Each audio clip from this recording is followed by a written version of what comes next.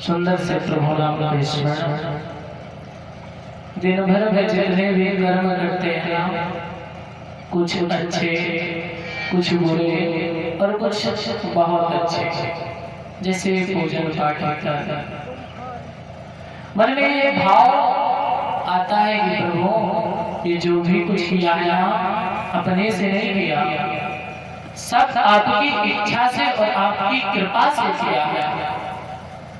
तो हमारे सभी कर्म और सत्कर्म और विकर्म सब आपको अर्पित है। इनको अर्पण करने से क्या होता है जानते हैं?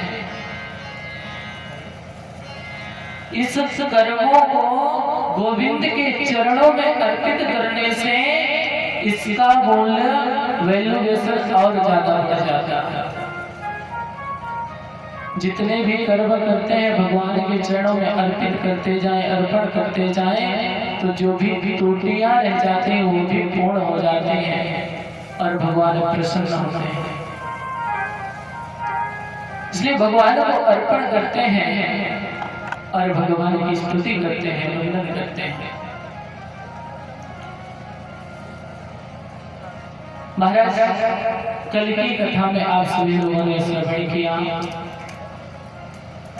तो भगवान गोविंद का इंद्र के द्वारा कामधेनु गाय के द्वारा से राज्याभिषेक हुआ, तिलक हुआ, इंद्र ने क्षमा याचना मांगी। अनन्य कथाएं आती हैं, लीला दिन प्रतिदिन गोविंद की लीला बढ़ती जाती है। सभी को अपने लीला का और अपनी सुंदर माधुर्य झांकी का रसपान कराते जाते हैं धीरे धीरे धीरे। क्योंकि ये जो गोपियां हैं ना, ये सब ऋषि मुनि पूर्वजन के और बड़े बड़े देवता, ये सब गोपियों के रूप में आ गए हैं। भगवान कोई भी एक ऐसा लेस मात्र कण नहीं छोड़ते जिससे कि इन गोपियों की इच्छा बाकी रह जाए। क्योंकि जब तपस्या करते हैं तब भी महाराज संपूर्ण सर्वस्व अर्पण करके तपस्या करते हैं। भगवान अपनी लीला को बढ़ाते हैं। पर किसी एक दिन भगवान के मन में विचार आया कि मैं जिस भाव से इस लीला को आगे बढ़ाने जा रहा हूँ, ये लीला उस तरीके से क्यों नहीं जा रही। कहीं किसी गोपी को क्रोध आ जाता है, कोई काम के वशीभूत हो जाते हैं, तो इसके लिए भी कुछ विशेष करना चाहिए। भगवान ने देखा इसके लिए क्या करो, कौन सी लीला करो। विचार बनाया तो देखा कि प्रातः काल गोपियां सुबह से उठ करके और यमुना जी में स्नान करने जाते हैं, और ना जब स्नान करके बाहर आते हैं, बाहर निकलते हैं तो हाथ जोड़ते हैं और उसी देवी की स्तुति करते हैं। कौन सी देवी? जो कंस के हाथों छूट गई थी मारने के लिए। उस देवी ने वरदान मांगा था, उस माया ने वरदान मांगा था, प्रभु मैं जाऊंगी और कंस मुझे मारेगा, मुझे भी गर्भ में जाना पड़ेगा, इसके बदले में मुझे क्या मिलेगा। कहीं ऐसा ना हो कि प्रभु मैं संसार में जाके ना माया में वशीभूत हो जाऊं।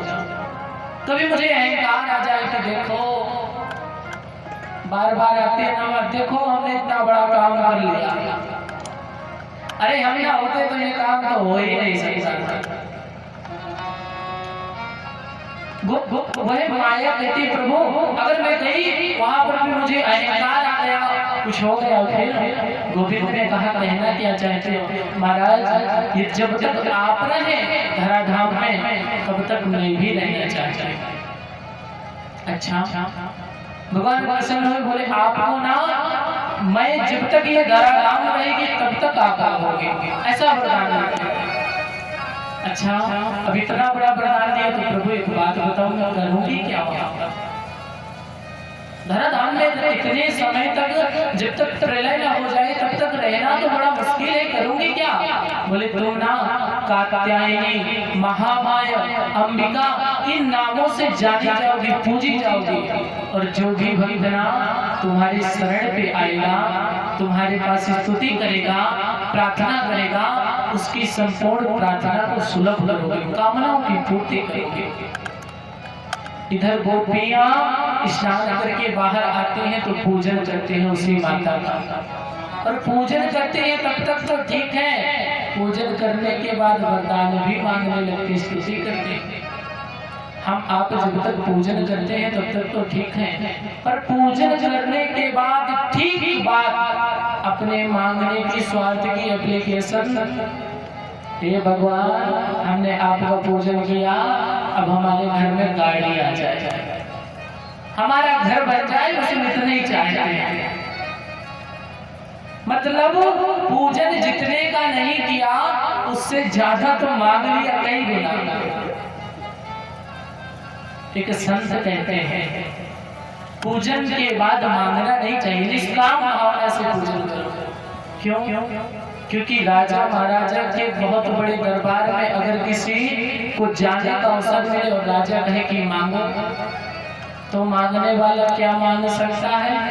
अपने इच्छा अनुसार ज्यादा से ज्यादा घर मांगेगा, अन्न मांग लेगा, पैसा मांग लेगा, गाड़ी मांग लेगी, या फिर कोई सरकारी नौकरी। लेकिन यदि वही मांगने वाला व्यक्ति समर्पित हो जाए, हे राजन जो आप देना चाहते हो वही मुझे स्वीकार है, तब राजा क्या करेगा? अपने सामर्थ्य अनुसार देगा। फिर वो एक दो घर नहीं, क्या पता गांव दे दे, कोई राज्य दे दे, यानी देने वाले अपने सामर्थ्य के अनुसार देगा। संत कहते हैं गोविंद, अगर कभी ऐसी स्थिति बन जाए, मैं तुम्हारे इतना भजन करता हूँ, पूजन करता हूँ, कभी ऐसी स्थिति पड़ जाए कि मुझे कुछ मांगना पड़ जाए, तो तुम क्या करना, मेरे चक्कर में मत पड़ना। मैं अगर मांगू कुछ तो तुम न देना कभी मुझे, वरना आशिक नहीं मजदूर बन जाऊं।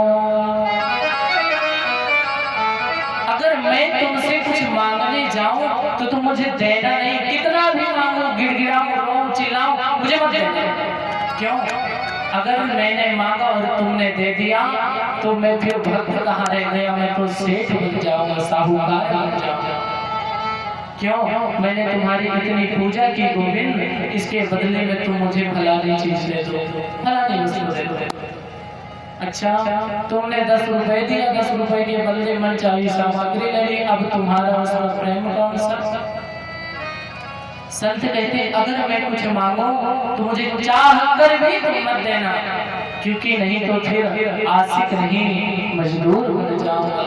मैंने तुम्हारी भक्ति की, बदले में तुमने मुझे वस्तु प्रदान कर दी। गोपियां पूजा तो करती हैं और पूजा करने के बाद सीधी स्तुति करने लगती हैं। क्या कहते हैं? कात्यायनी महामाया महायोगधीश्वरी नंद गोप सुतम देहि पति में कुरुते नमः। ठीक, हाथ जोड़ करके हे कात्यायनी माता, हे महामाया, बस एक चीज प्रदान कर दो। कौन? नंद गोप। बड़े दूर से कोई मिस्टेक ना हो प्रार्थना में, इतनी दूर से अर्जी और एप्लीकेशन तैयार किया, किसी भी तरह की मिस्टेक ना हो। नंद गोप, जो नंद का लाला है ना, जो कन्हैया है, जो छोरा है, उसको हमें पति के रूप में प्रदान करो। अच्छा, ये सिलसिला चलता रहा। योग माया ने भगवान से कहा, भगवान ने कहा अब मैं क्या करूं? योग माया ने कहा प्रभु आप ही ने कहा था कि जो तुम्हारी सेवा करेगा, वंदन करेगा, उसकी तुम सभी मनोकामनाओं को पूर्ण करोगी। अब बताओ मैं किसको आपके पति की किसको जो है आपको पति के रूप में प्रदान करूं? किसके यहाँ कह दूं कि आप जाओ पति बनके? तो बोले अच्छा, अगर ऐसा नहीं मैं करती तो मेरा वरदान झूठा हो जाएगा। प्रभु आपने जो वरदान दिया वो झूठा हो जाएगा। गोविंद ने कहा रुको, ठीक समय का इंतजार करो। प्रभु ने कहा अगर ये रोज मांगते हैं तो इनकी कामना तो पूर्ण करनी है, पर कैसे? ऐसे विकार भरे भाव से नहीं, काम क्रोध लोभ मोह के अनुसार नहीं, किसी और तरीके से। एक दिन गोविंद गए, जैसे गोपियां का समय होता नहाने का, ठीक उसी समय गए और कदम के वृक्ष के ऊपर बैठे और प्रातः काल से सभी गोपियां गई स्नान करने। विचित्र बात यह है, जब गोपियां जल में स्नान करती तो सारे अंग वस्त्र पूरे वृक्ष के ऊपर टांग लेते। भगवान ने कहा यदि यही स्थिति रही तो सभी जीवों का अपमान होगा और मर्यादा एक न एक दिन भंग हो जाएगी। क्यों? क्योंकि आगे आ रहा है कलयुग। कलयुग में लोग तरह तरह के उपाय सोचेंगे, तरह तरह के कुतर्क करेंगे, और प्रभु को जो कहा जाता है ना, धर्म संस्थापनार्थाय, जब भी कोई अधर्म होने लगता है तो पुनः आते हैं और धर्म की संस्थापना करते हैं। तो छोटे से लेके बड़ी बड़ी चीज तक मर्यादा का स्मरण रखते हैं। इधर महाराज भगवान ने कहा अब ये लीला नहीं चलना चाहिए, इनको ज्ञान होना चाहिए हमें कैसे स्नान करना है। एक तो सबसे पहले बिना वस्त्र के जल में प्रवेश किया, सबसे पहला वरुण देवता का अपमान होता है। जल के आगे प्रति फिर माँ यमुना में जो परम पवित्र है, भगवान कहते हैं आगे चल के मेरे भक्त आएंगे, यमुना को अपने प्राण समान मान करके आचमन करेंगे, जल ग्रहण करेंगे। और यमुना मन में क्या सोचेगी कि गोपियां जो भगवान की परम भक्त थी वो बिना वस्त्र के स्नान करती थी। ये बात ठीक है।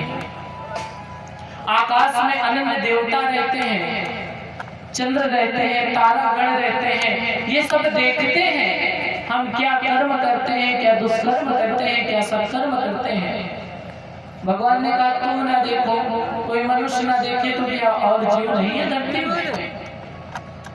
देखने वाला तो हजार आंखों से भी देख रहा है ना।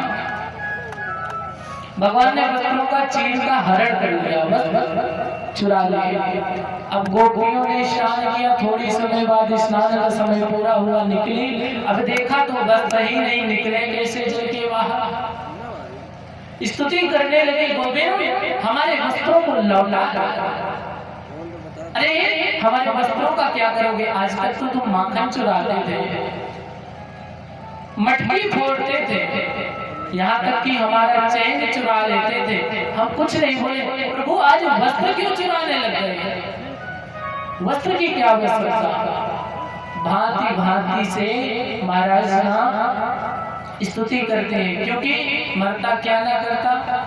जब तक गोपियों को वस्त्र नहीं मिलेंगे तब तक यमुना के बाहर निकलेंगे नहीं। और यदि यमुना में निकले नहीं तो आगे गांव के लोग यमुना में ही जाने वाले हैं स्नान करने के लिए, और लोगों का भी तो समय होता होगा। स्तुति किया, बार बार विनती किया। भगवान ने कहा कि देखो, यदि तुम अपने वस्त्र वापस चाहती हो तो सबसे पहले यमुना से निकलो और एक एक करके अपने वस्त्र ले जाओ। गोपियां हाथ जोड़ी है, जगत पिता तुम एक बात बताओ, तुम्हारे सामने हम कैसे आ सकते हैं? भगवान ने कहा इसके पहले क्या कहा? बोले जगत पिता जगदीश्वर, बोले जब मैं जगत का पिता था तो यहीं से ये समझ लो कि मैं तो पिता हूँ तुम्हारा और तुम मेरी पुत्री हो। तुम छोटी हो या बड़ी हो, तुमको बनाने वाला तो मैं ही हूँ, तो मुझसे पर्दा कैसा? अनेक प्रकार से समझाया। गोपियों का साहस बढ़ा और एक एक करके मन में विचार बनाया, यही कण-कण में व्याप्त ये वही परमात्मा है जिसके सामने कोई पर्दा नहीं हो सकता। लाखों दीवार बन जाए फिर भी वो अपनी आंखों से देख ही लेगा। क्यों? क्योंकि कहा गया है हरि व्यापक सर्वत्र समाना, हरि व्यापक सर्वत्र समाना।